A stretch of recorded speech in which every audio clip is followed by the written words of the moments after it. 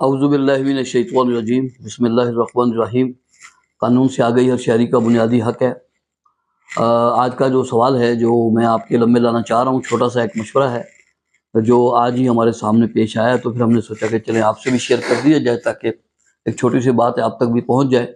उन्होंने बताया, जो आज आए हैं एक साहब, उन्होंने बताया कि हम दो भाई हैं, तो वालिदैन के साथ ही घर में एक में हम रहते थे। तो मेरी सरकारी मुलाजमत की वजह से मेरी जॉब किसी और जगह हो गई और मैं वहाँ पर सरकारी रिहाइश भी मुझे मिल गई और मैं वहाँ शिफ्ट हो गया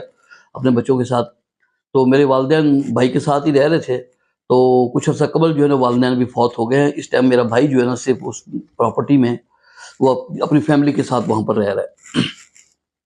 अभी तक हम उसको कहते रहे कि भाई इसकी तकसीम का कोई मामला किया जाए या अपना अपना जो शेयर है वो लिया जाए, लेकिन अभी तक उसने कोई भी इस बात पे कोई तवज्जो नहीं दी। तो अभी मुझे मालूम हुआ कि जी उसने कुछ मिस्त्री बुलाए हैं और वो घर के अंदर जो ना कोई तोड़ फोड़ करके तो कोई दुकान शुकान उसके अंदर बनाना चाहता है ताकि उसको भी किराए पे लगाएगा, जबकि उस प्रॉपर्टी के अंदर मैं भी मालिक हूँ, हम दो भाई ही हैं और बस, और यही ओनर हैं दो, और अब वालिदैन के बाद।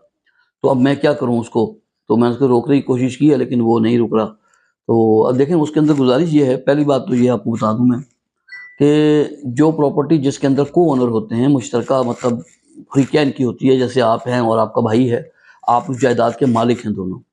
और कोई भी शख्स जो उसमें बेशक काबिज हो या रह रहा हो,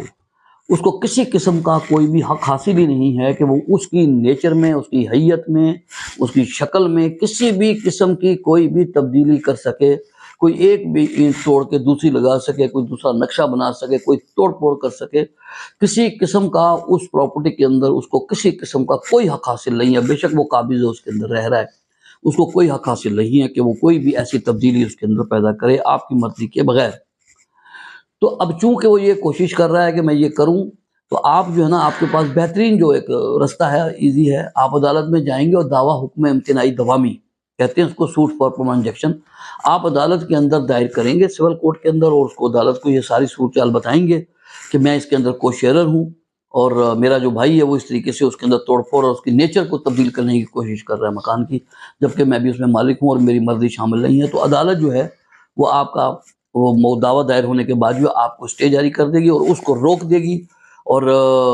उसके मतलब खिलाफ जो है ना एक कार्रवाई हो जाएगी कि भाई उसको रोक दिया जाएगा कि आप किसी किस्म की कोई भी तामीरात इसमें नहीं कर सकते जब तक कि इस मकान की कोई पार्टीशन नहीं हो जाती, अलहदा हिस्सा नहीं हो जाता। तो कोई बंदा भी मुश्तरका प्रॉपर्टी के अंदर किसी किस्म की कोई तब्दीली नहीं पैदा कर सकता। अगर वो करेगा तो आप हुक्म इम्तिनाई अदालत से हासिल कर सकते हैं और वो उसके बाद किसी किस्म का कोई काम उसके अंदर नहीं कर सकता। तो ये एक छोटी सी गुजारिश थी जो मैंने कहा था आपको गुजार कर दूँ। अस्सलाम वालेकुम।